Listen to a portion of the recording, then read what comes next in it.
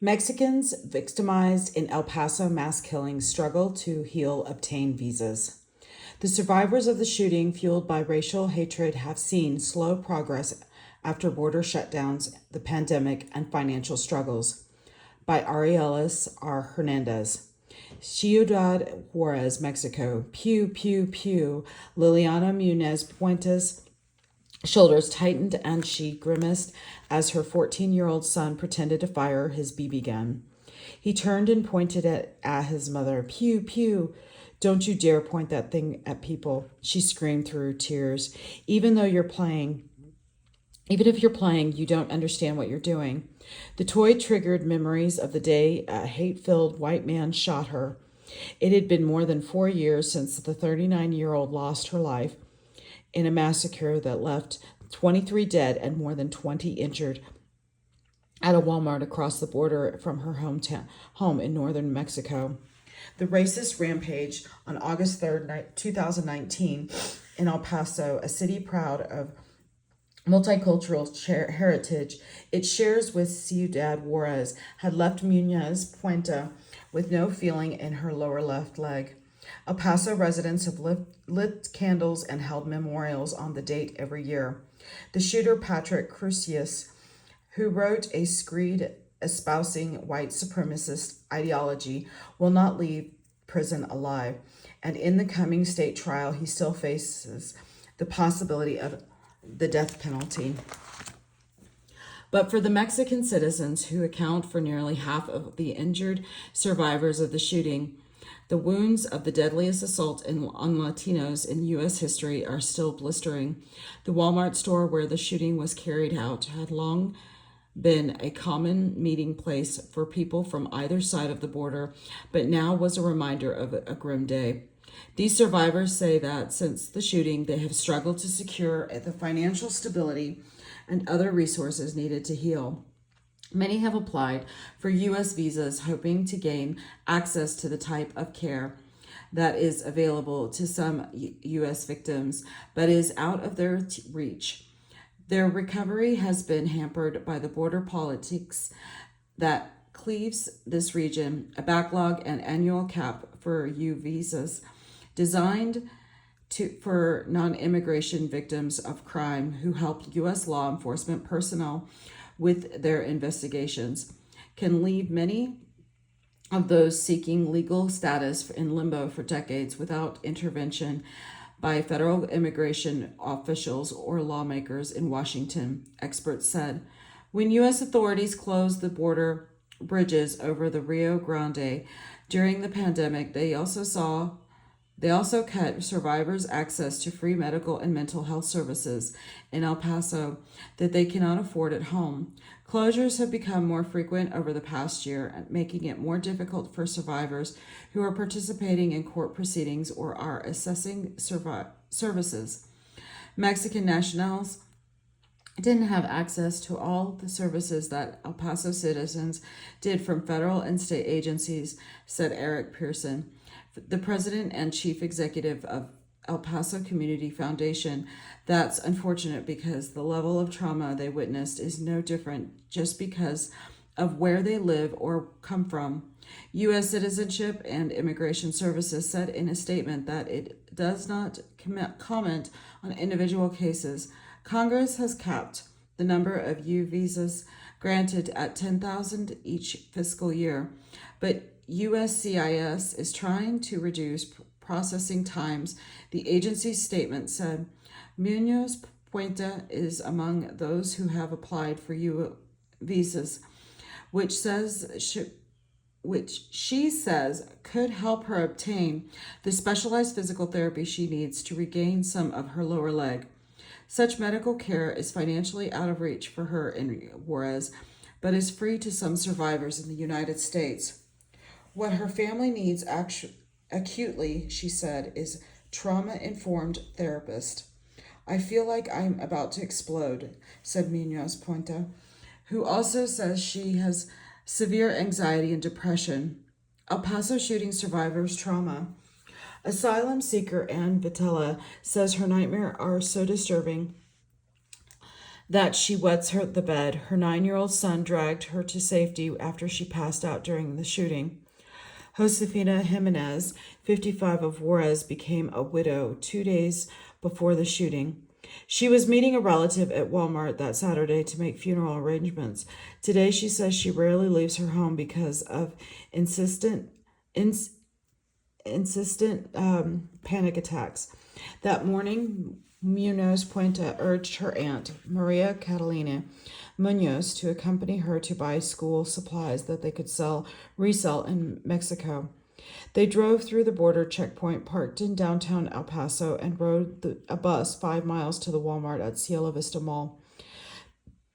The pair stopped at the restroom after paying for the purchases because they knew the drive back to Mexico on the bridge could take a while.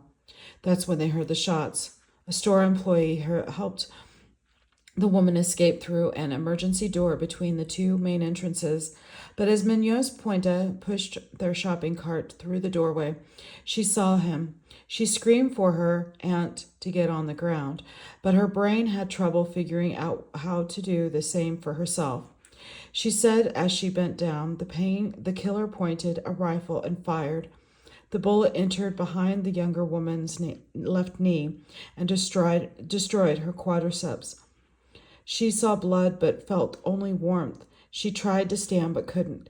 So she lay prone, twisted her arms to play dead, and waited. The mother of two, she said she expected the shooter to finish her when she saw his boots as he walked by.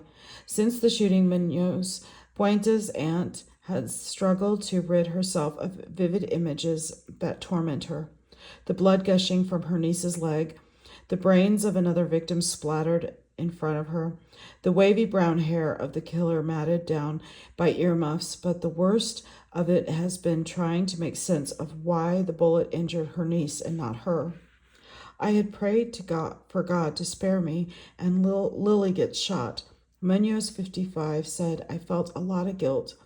4 years later, Munoz was losing parts of herself and her short-term memory. She has a book bag full of new undergarments to sell, but struggles to leave her couch.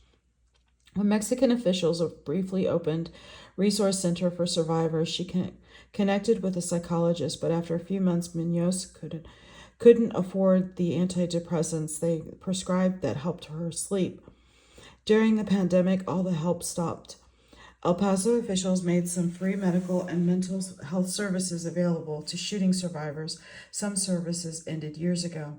But El Paso United Family Resiliency Center, which connects those affected by the shooting to therapeutic services such as counseling, has continued to hear from victims needing help. El Paso United Way CEO Deborah Zulaga said the Family Resiliency Center has worked closely with the Mexican consulate in El Paso to share information about the services the center offers. Sadly, COVID was on the heels of that tragedy, so there's been this domino effect of challenges for communities, she said, adding that the center has funding to offer post-shooting services for 1 more year. We are still serving families on a consistent basis and even new families. Access to U.S. visas limited. Los Americas Immigrant Advocacy Group represents nearly 50 survivors of the shooting who are seeking visas granting legal status in the United States. Many of the survivors have applied for U visas, citing their cooperation with U.S. law enforcement. El Paso's County Attorney Office has so far certified 38 U visas applications stemming from the shooting. Only one of the Los Americas' 47 clients has obtained answers from the USCIS after filing petitions to expedite their applications on humanitarian grounds in the months after the 2019 shooting. None, including the few who have since moved to Texas, have qualified for work permits that would allow them to live and support themselves in the United States without worrying about being priorities for removal by immigration enforcement while they wait for the full visas. What I believe is happening is that USCIS is not seeing mental health trauma as enough reason to expedite, said Cristina Garcia, who submitted the application for the families and is a former staff member with Las Americas. USCIS officials have said they are staffing up a new virtual service center to move all visa applications more quickly. The visa applications are processed in the order in which they are received, USCIS officials said in a response to questions from the Washington Post. The agency has strict criteria such as illness or medical treatment that for what qualifies as an extreme hardship that may be grounds for accelerating the process according to the agency. But even then, Congress has capped the issuance to 10,000 visas a year, with more than 330,000 people on the waiting list. According to agency records, Munoz attorneys fear 30 years could pass before Munoz and her niece secure visas and legal status in the United States. The accident. Liliana Munoz Puente doesn't see El Paso as she once did. Both of her sons are U.S. citizens. Her mother and sister live in Texas. She says she used to straighten her hair back whenever she headed north across the border bridge because she thought the United States was different from the scenes of daily violence common in Juarez. Now she trembles when she enters on a visit, she says. Munoz Puente gave witness statements and helped the police to piece together the route the shooter took that day. She hopes a U.S. visa will help her to gain access to mental health care for herself and her children, who also were vicariously traumatized by the experience. I'm thinking about my children's future and their access to opportunities they won't have here, said Munoz Puente.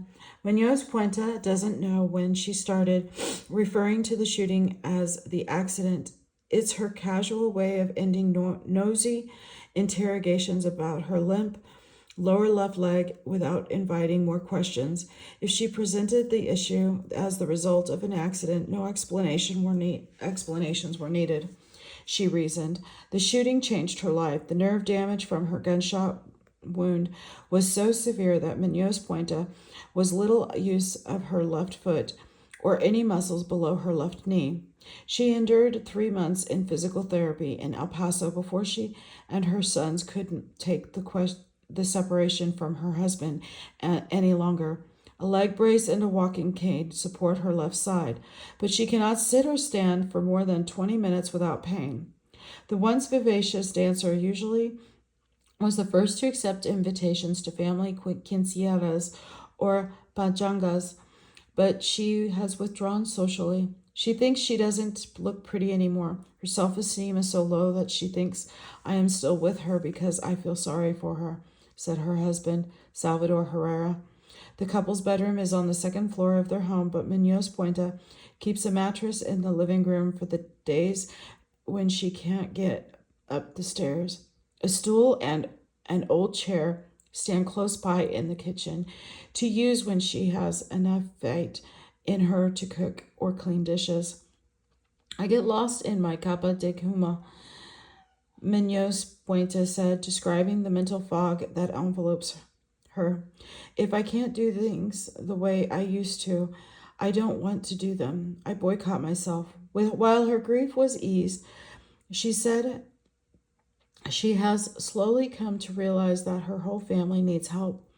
This past winter, Munoz's youngest son, David, had an art assignment in school to create Christmas cards. Each child was to write what he or she wanted for the holiday. The 7-year-old wrote that he wished his mother would become the person she was before. That's the end of this article. Thank you.